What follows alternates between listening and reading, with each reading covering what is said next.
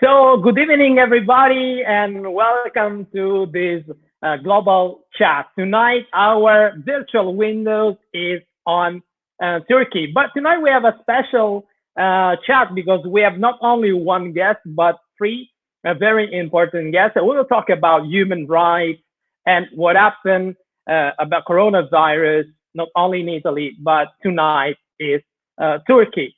So I don't want to waste your time. Let me introduce one by one and welcome all them tonight. We are a very nice group. So we will see you all together. Deria, welcome, Deria. Hi. How are you? Hi, I'm good. How are you? Fine. So let me also welcome Miranda from Rome. Hi. Ni- and Hi, and everybody. hi. And last but not least, of course, welcome Mustafa from Turkey too. How are you, Mus? All good, all good. As one can, good as be in home. So yeah, fine. Of course, as usual, we are in the lockdown. We were talking about with Daria before, like 10 minutes ago. Is the first time that we need to set up to at least go live because if not, it will not happen. So thank you, and welcome to this global chat.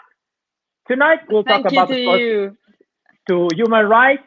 And first of all, I want to have a quick bio of our guest of tonight. Let me start with Deria, of course. I want to, of course, introduce all of you.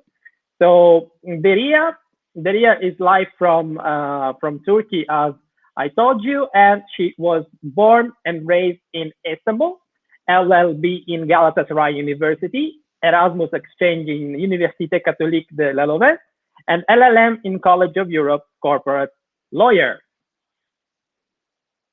The second guest, I feel like sometimes I feel like TV show, but we are not in TV show. But we look like we try to look like a kind TV of, show. kind of. But it's a sort of chat together. Secondly, Miranda, she's live from Rome. She was born and raised in Catania. She has a law degree in Catania University, Erasmus in the Université Catholique de la Leuven, and in Belgium, and LLM in College of Europe Bruges campus. And actually, she's a adjunct professor to Louis University. And of course, Hi. most last but not least, we have also Mustafa from Turkey. Mustafa, Trabzon. Did I pronounce it good? Trabzon. Perfect. More or less. More or less. You're not. Of course, my pronunciation in English is already bad. Try to think in Turkish. I think I will die. Bachelor degree from Ankara University and enrolled in human rights issue, more than 10 years focusing on youth, refugees, and LGBTI. And I had the honor and the chance to meet him in IVLP program in US. This program run from the US government. So this is an exchange program that we done in February about NGO management. So first of all, question typical in this period. We are all in lockdown. What is your sensation? What is your feeling? I will do it starting from Daria. Daria, what's your feeling now? I think I just try to keep calm and carry on, honestly. I try to devise my day for work, entertainment, working out. Of course, there is a bit of anxiety, but I'm trying to like keep it under control. And I think I'm just dreaming about the days that this will be all over. Wow. Yeah, definitely hard time from from all around the world. Something that happened in one country can affect all countries all around the world, and we definitely understand. Miranda, what is your sensation about coronavirus? What's your feeling? How you living this coronavirus time? Miranda, can you hear me? No, maybe we lost Miranda. Of course, the beautiful life. Yes, can you hear me? But I Yeah. think that yeah, I think that the most important thing is okay. Yep. Can you hear me? Yes. Okay. I can hear you. Yes. So, Yes. what is your Can you feeling hear on? me? Yes, Perfect. we can hear. So I think that the most important thing is to keep busy and to respect yeah. Okay. I think the most important thing is to keep busy and to respect restrictions and to be aware of the fact that your behavior is linked to others' behavior. So the best we can do is to respect each other and to respect laws and prescriptions. Yes, definitely. The importance of respecting rules today is one of the most things. And we are discussing on Italy our rules are more restricted than other countries. Is the right time to reopen shops? This is an important debate that we are facing on it. Mustafa, what's your feeling about this coronavirus? How you feel it? How you manage it? Um, it's been quite tough actually, because as you just mentioned, right after we turned our home countries after the IVLP program, I started to take myself into like self isolation. So it's almost like more than 2 months because I just left house for really necessary things, and I try to keep inside at all times. In the first, in the beginning, it was like really nice and smooth because I really needed to relax a little bit and try to do many things that I could do. But afterwards, it just started to change, and we are facing something that we don't know of at all, and we have to adapt ourselves into it. And I don't know how we are managing it. Because like, right now I'm feeling more of a like. I don't know if I want to do something, if I want to, visit that museum online, or if I want to enroll in that online course provided by this kind of university, or having, video chats and video calls, because this is all new thing, and it is really, at some point, really nice, but on the other hand, it's kind of frustrating. So Right. I'm so in the middle. Yeah, this period is crazy because I think we all receive thousands in video chat. And of course, this is also positive things because many times we remember to call our friends. Let me remind to people that are watching us, they can make live comments like this from Facebook. As you see, we say hello to Salvo. Buona serata. Thank you for this. So everybody wants to make a comment, just comment at the bottom of the page, and we will show the question. This is an interactive live chat, and that's why now I don't want to talk anymore, but I want to pass the microphone, the virtual microphone, to Miranda for the next question. Miranda. Yes, the first question is to Mus. Given that he has a 10-year experience in human rights and especially on refugees, I wanted to ask him which further restrictions have the asylum seekers experienced in terms of fundamental rights and freedoms in this particular emergency situation. Because we know that emergencies erode normal protective supports to people, especially when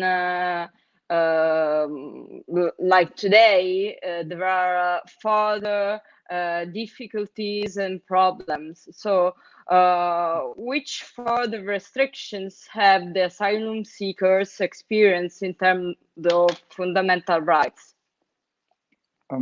Well, to be able to give this an exact kind of answer is almost impossible, unfortunately, because the thing is, the asylum seekers are quite different from the refugees, and now Turkey is the biggest the country who has the biggest number of the refugees in their homeland. And right before the crisis just started, we had this kind of conflict with the European Union, and Turkey just declared that they're not going to close their borders anymore, and almost like 200,000 Syrian refugees just flood to the areas, the west coast of the Turkey, so they could just cross to Greece.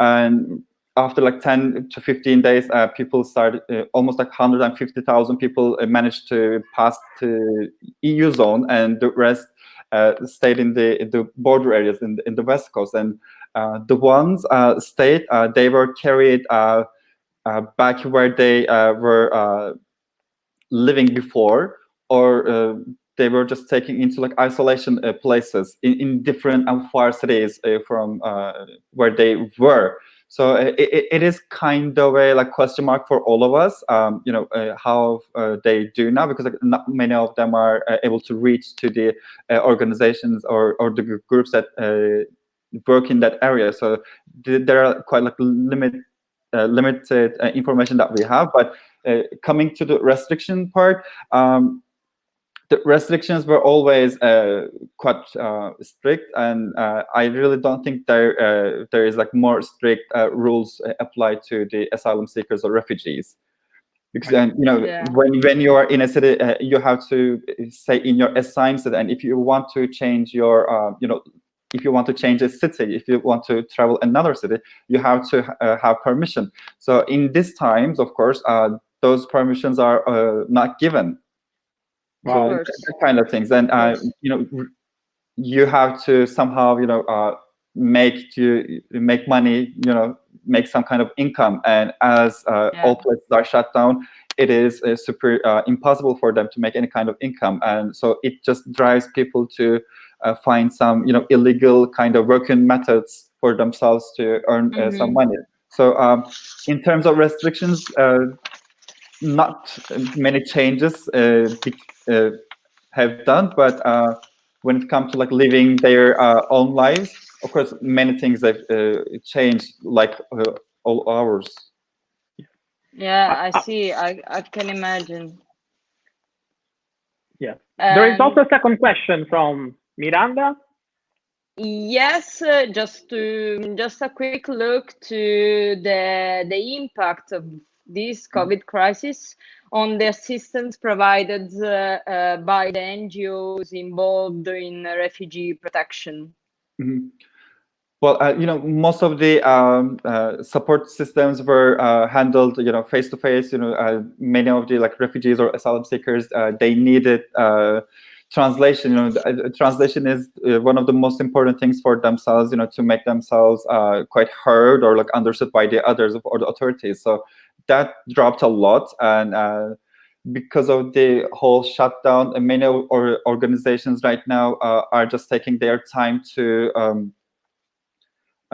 They just try to move their working system online as much as they could.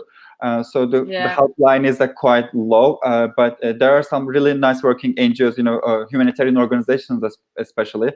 They are trying to provide non-food items to the refugees who are in need the most, or if they can just reach the phone numbers, phones. Whenever they can receive a call, they are quite willing to help, but it's taking a lot of time, and it also caused another kind of problem because of this pandemic. Now all resettlement programs are like suspended, so people are not only have to wait in their homes or in the place that they stay, but they also have to wait for their resettlement programs for their answers. So it's going to take a lot longer process than anticipated. Of course. Thank you so much, Mus, for your insights on refugees protection in Turkey in this emergency moment. Of course. So thank you, Miranda, for this question. Of course, I want to hear now the voice of Beria. I know that you have another question also to Daria. So what will be the next question? Of course, feel free to make comments and let's go. But actually, the question would be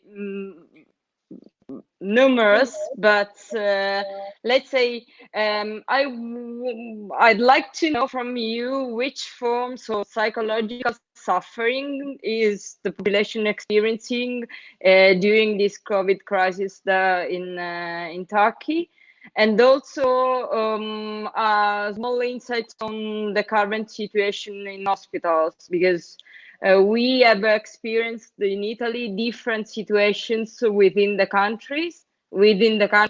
So the north and the situation in the north is very different from the situation in the south of Italy. What about Turkey? Let's start with like the general psychology of people. Currently, there is no general curfew every day in Turkey. It's been only on weekends and some national holidays. But for people who are below 20, because they could infect old people, and for people who are above 65, there's a general curfew, so they cannot go out. And actually, I think these two groups are the most vulnerable groups psychologically to be affected by this, let's say, quasi curfew. Because first of all, it's only the children and young people who cannot go out. I think the children suffer from it a lot, and especially now it's springtime, they want to go out and play. This is like a natural need in children. And for old people, I think it's even more complicated, because depression in the old ages can be very dangerous. And I think cognitively it causes a deterioration in old people. So there has been like many discussions in these last days whether they should be an exception for these groups, like some time slots, so they could go out and have some air, or socialize with a certain distance. Because since there is not a general curfew, it's also questioned whether this government advised auto confinement is working or not. Like, imagine that people who are between 20 and 65, if they cannot work from home, they go out and they have to go to work. They have to continue to go to work, and they come back to their children or to their parents in their homes. So it's been like everyone is questioning whether this let's say system is really working, and at the same time the cons of imprisoning children, most vulnerable, and old people in their house. About the situation in hospitals, I think we should make a difference between the big cities and the smaller cities, especially in Istanbul. I think the hospitals are quite busy. Nothing like compared to Italy. Like I've never heard that they had to move some patients from one city to another because there were no spaces in the ICU. But I think in Istanbul the situation is quite dense, and they're trying to manage it. At least the influx of people who are being hospitalized, they're trying to flatten the curve. And every day, it's a bit inhuman, but we have these charts of how many people passed away, how many people are infected. This is announced by the Ministry of Health. And I would say that I think very few people actually find the numbers credible, especially about the number of people who passed away, because it's mathematics, it's statistics, so it's a science. Since the beginning, the number of people who have passed away, it's flat, like it's every day between 95 and 110. Wow. So it's not very credible. Yes. Yeah. So there's also a live question from Zibi Nisanawai that I personally thank you, from the Embassy of Malaysia. She's asking, of course, to Turkish guy, are there any stimulus packages provided by the government for these two groups of people affected from the curfew? Any financial aid? Who want to respond to this question? If there is any stimulus from the government or any financial aid? Mustafa. As far as I am concerned with the whole situation, there is no packages for any of these groups, and there's some kind of financial aid, but the financial aid is for the ones who have to stop work. So if you are not working before the crisis, or if you didn't lose your job because of the crisis, then you don't get any financial aid, and the aid is quite like limited when it comes to the sum. So it seems like quite nice, but it's not sufficient, or it's not helping anyone. So I wouldn't say it's any kind of like useful kind of package or help that they try to have. And for the ones the ones under 20, they have to stay at home. But there's an asterisk in that part. If they are working people, if they're working young people, so they are free to go to their work. So right. this is for the already for the students or for the unemployed. So basically, you are making something a rule stating that you are already like a person who is supposed to stay at home. So just stay at home, and we're stay just home. Stay home is the message that now we're all dealing all TV and all the radio. Everywhere. Yeah. Is the only way. Before reading, there is another interesting question from Vanessa Boy. Of course, we are thinking about Italy, Turkey, these two beautiful and amazing countries linked from a long history together. I asked to my distinguished colleagues from Turkey, do you have any question, any thinking about this relation among Turkey and Europe? What's your thinking? Because we know we are all discussing about if to get in or to get out. Maybe, of course, Miranda can. We are talking, of course, we lost a bit for a second. Now, I was talking about the relation among Italy, Europe, and Turkey, and I was asking to Deria, Mustafa, if they have questions for you, Miranda, that you are also a specialist on this contest. Deria, Mustafa, who wants to? Actually, I have a question. The situation is an emergency for each and every nation, like especially for the EU countries. So I was wondering whether the spirit of EU has worked in this emergency. Did Italy get any help from the EU or the member states because you were unfortunately in the worst situation, or is it a bit everyone is tending their own garden and trying to lick their own wounds first? Miranda, of course you have to answer to this. I can. No, thank you, Daria, for this very interesting question. Of course, this question requires hours to answer, also because it's a very hot topic currently in the EU. I do not want to talk about economic aid, but about European solidarity. And I have to welcome the work of the European Commission, which coordinated assistance to respond to coronavirus, such as coordination of delivery of goods, protective materials, and also help from one member state to another in terms of treating patients and also in terms of protecting health workers and citizens. And a very important European solidarity was displayed in bringing people home from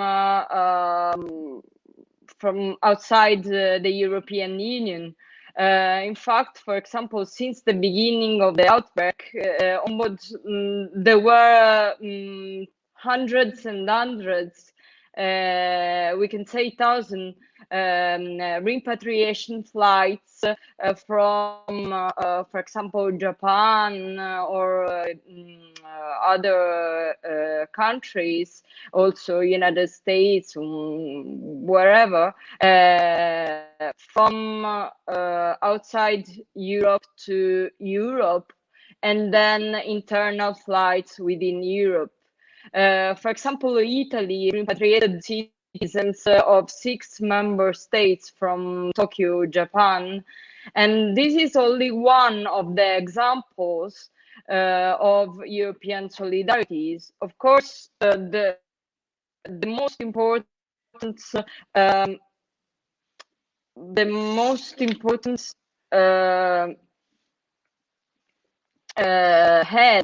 head that we had was in treating patients and in protecting health workers and citizens. So doctors and nurses, for example, came from Norway, came from Romania and Germany, and also some of Italian patients were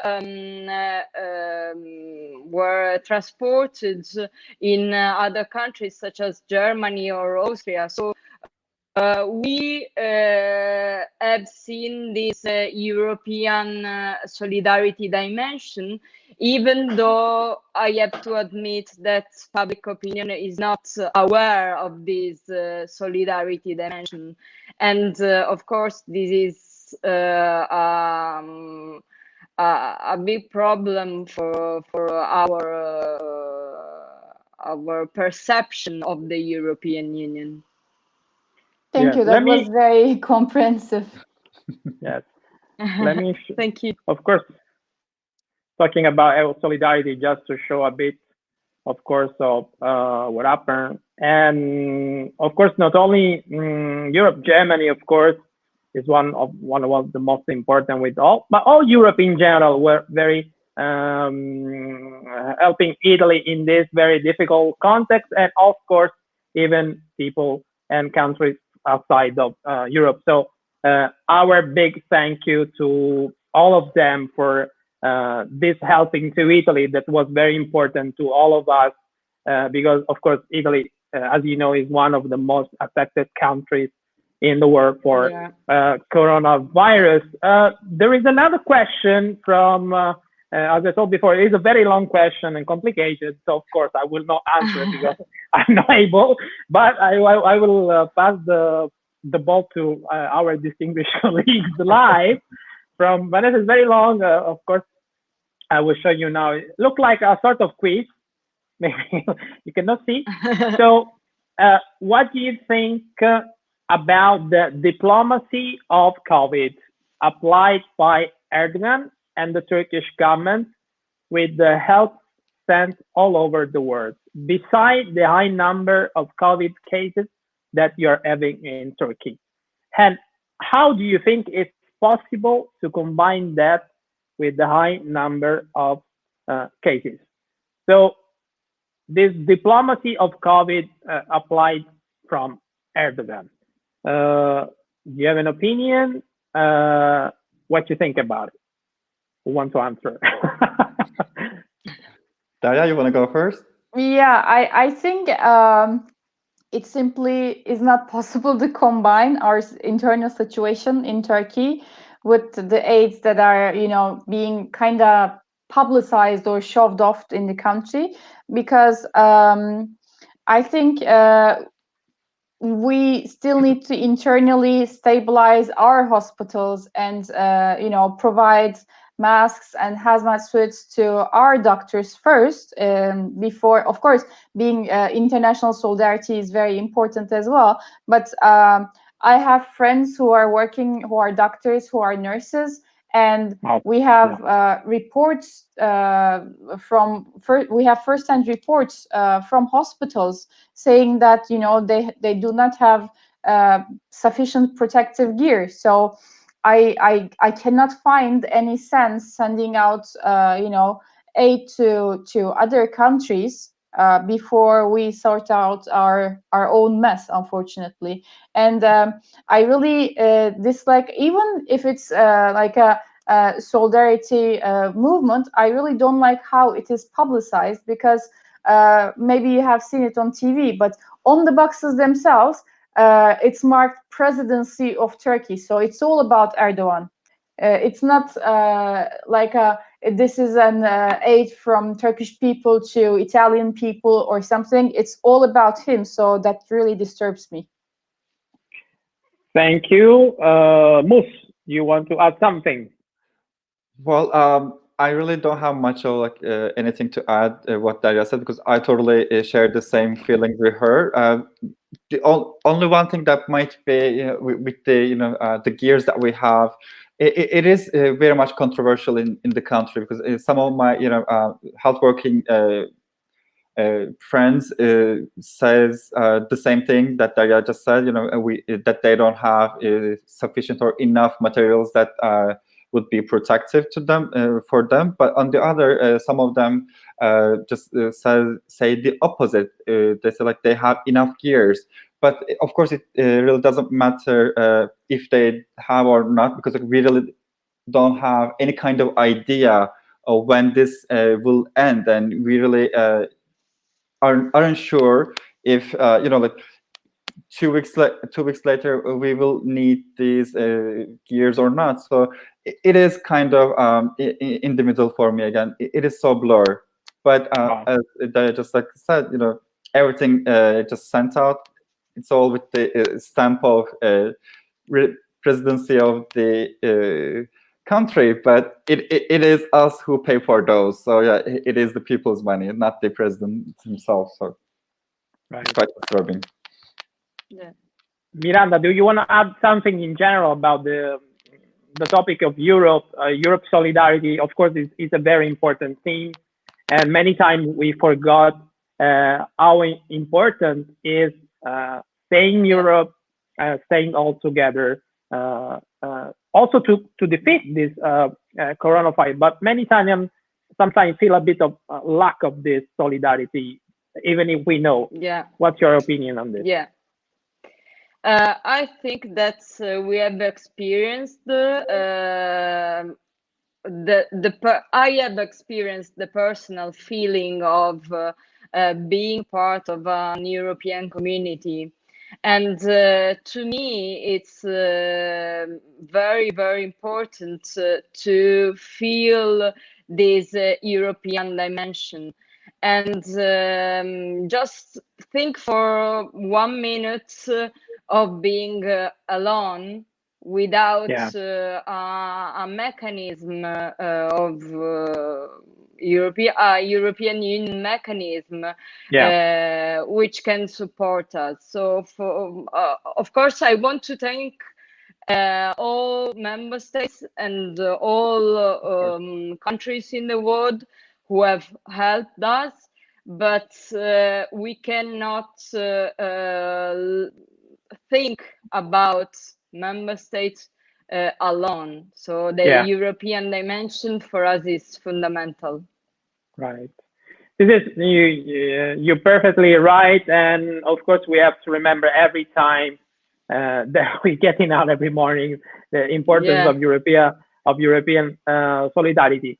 Daria, Mustafa, do you have other comments? How you see Europe from the outside, from Turkey? What is your opinion about this? If you want to say something, of course. In general, you can go first this time. Okay. So the question is for this pandemic times or in general? So because the answer might change. of course, So as you see from coronavirus, if you see us coordinated, if you want, and of course, if you want to add something about maybe a future Turkey inside Europe. Well, this is Turkey being part of EU is a long time love and hate relationship. So I really gave up on my hopes. Where we are right now, I believe it's gonna stay for so many times, so long that I'm quite satisfied with it. What I just want is Turkey is not backing up from the being part of the EU, of course, but other than that, how I see is I really, you know, I really have again complicated feelings towards Europe, because at some point it is an amazing kind of solidarity between states in any kind of problematic issues that they have. So they're there for one another. But on the other hand, how they treat some specific countries. There are some, because apparently some big siblings and some newly joined siblings, and they are and how they treat each other is kind of disturbing. What they did to North Macedonia was and Albania was quite unacceptable, because they're like newly established countries, relatively new established countries. Compared to others, and how Europe just behaved them. I really find this quite dishonoring, actually. And this is not the EU that we all know of, but apparently, like everything, it is changing. And with the Brexit in the come, so we'll see how it's going to turn out, because the south part of Europe is quite different, and apparently the north part of Europe is quite different, and there's now new countries trying to be added in. So it's going to be really a culturally and economically diverse union. Yeah. But how the big siblings of the union is ready for this? This is the question to be answered, actually. Yeah. Deria, do you want to add something on? Well, yeah, like Miranda, actually, with Miranda, I lived Europe. We were studying together in Bruges, and it was a very Europe-focused program. I think this has a couple of dimensions. I think, as Mustafa said, EU itself is far from being perfect. And in this ever-changing world order, EU also has to reinvent itself and evolve itself, and become at its best at some point. About Turkey-EU relations, I think it's very complicated. Maybe I view things more objectively as a lawyer, because there are some objective criteria that Turkey has to follow, and instead of moving forward with them, unfortunately, in the last couple of years, we went backwards. Yeah. So there is this objective criteria whether Turkey is aligned with or not, and of course there is this debate whether EU is a Christian union, culturally it doesn't want Turkey to be a part of it, and blah blah blah. But I think these discussions are all secondary, because we cannot fit in line with the existing objective criteria. And if and when one day we will be able to fit in those criteria, I think it's going to be a win-win situation. I mean, culturally, economically, from a military point of view. But I think we really have a long way to go. Yeah. I mean, even longer than before. Yes. Miranda, how much important could be for Turkey and for Europe be together? Especially, we talk about refugees. We talk about, of course, this fact to be neighbor. In any case, we are not. Of course, we can walk together. How much important is having Turkey or inside the European Union? Could be important for us. What is your opinion? I didn't hear you. Can you hear me? I'm so yes. sorry. I have some problems with my connection, so no problem. I don't think you can hear me. No, we can hear you. We can hear you. Yeah. Okay. Perfect. Okay. I think I have to go along with Daria and Mus. I completely agree with them. I think just two simple words concerning this issue. First of all, we have to rebuild mutual trust. The relationship between the European Union and Turkey will be based on mutual trust. So apart from the parameters that Daria was recalling, so the treaties parameters, we have to rebuild mutual trust in the ability of Turkey to restart this process through human rights and EU values. The second thing that I want to point out is that not only Turkey will benefit from the adhesion, but also the EU. So we know that the path is long, but I think that it will benefit not only Turkey, but also the EU. Yeah. So definitely a long way to run together. And of course, the cooperation is essential to build together a common ground where we can all grow up, and not only Europe, that we can have mutual benefits.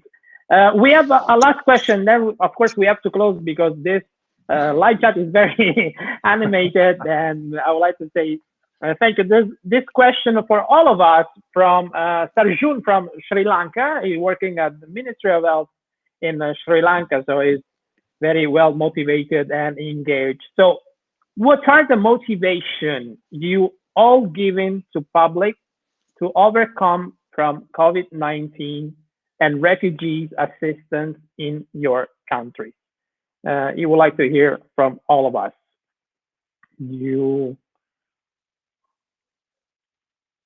So, Mus, do you want to answer something about this? Yeah, I'm just trying Just to. yeah, I'm trying to read it again. So yes, what are the motivation you're all giving to public to overcome from COVID-19 and refugees assistance in your country?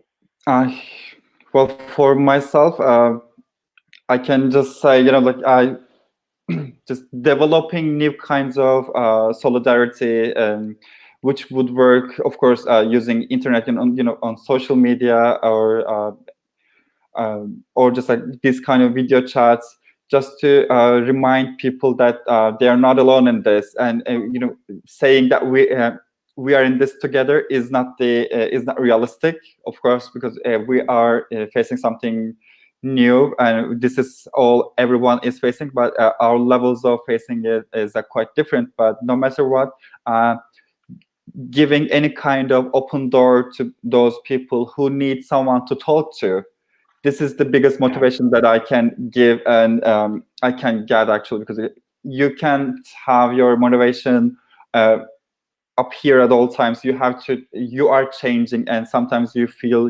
out blue, and you're quite in deep, and in those times what you need is just to talk with someone, and that someone doesn't necessarily need to be someone you really know.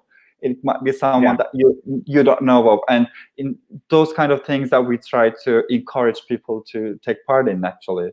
So that is my main thing and only thing, and from my side. Yes.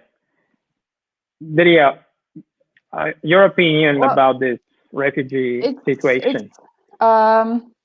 Unfortunately, I don't have much information about the refugee situation in the post-COVID world, but what I really try to do is, as Mustafa said, is to raise awareness, even among my own friends, let's say privileged people, and I try to help the NGOs as much as I can. It could be pro bono work, or it could be monetary aid. It could be the stuff that I don't use anymore at home. So I try to chip in as much as possible. Yes. Thank you so much. Okay. Miranda, do you Thank have a last you.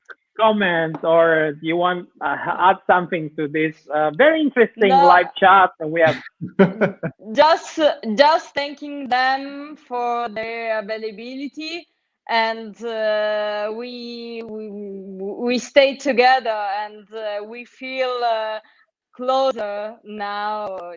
Just thanking them and hugging them from Rome. Yeah. Thank you. Yeah, virtual hug, virtual hug. Yes. Of course, a virtual hugging, because if not, Yeah. we destroy all the live chats of tonight. Of course, of course. So let me thank you to all of you. Thank you for following us in this interesting live chat. Grazie. How you say grazie or goodbye in Turkish? of course? We are Grazie.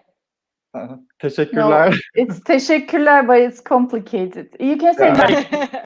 you can say merci, and people will understand. Merci. Yeah. Yes, because Okay. merci.